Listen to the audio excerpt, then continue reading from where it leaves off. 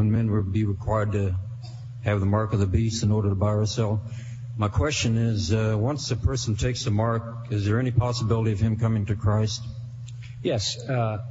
I think, in the 7-year tribulation coming in the future, we're going to get into this probably a week from Sunday night, maybe this Sunday night, maybe a week, I'm not sure. But the tribulation is a 7-year period, right? The rapture of the church, 7-year tribulation, then Christ returns, sets up his kingdom.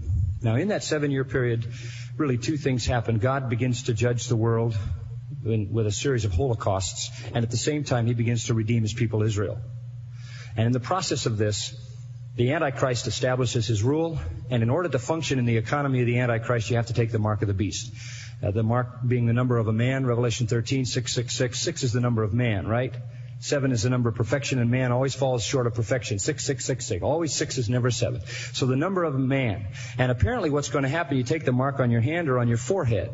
And we've talked a lot about that, that's kind of the computer situation. We're now moving fast toward the time when we're going to have to do everything we do by cards and by numbers and all of that. And those numbers, the thing about a card that's a problem is you lose it, and they've already devised systems to put the number on your hand and on your forehead, and you go through a scanner, and that's how you buy and sell. It's automatically deducted from your bank account.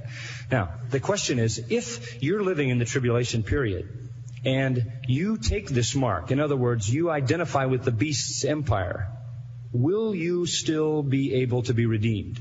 And I think the answer to that is yes. Yes. Otherwise, there would be no salvation of anybody in the end of the tribulation. Yeah. And you've got to have the salvation of folks in the end of the tribulation. You're going to have the Jews redeemed. You're going to have, according to Revelation chapter 7, an innumerable number of Gentiles redeemed, so many they can't even be counted across the face of the earth.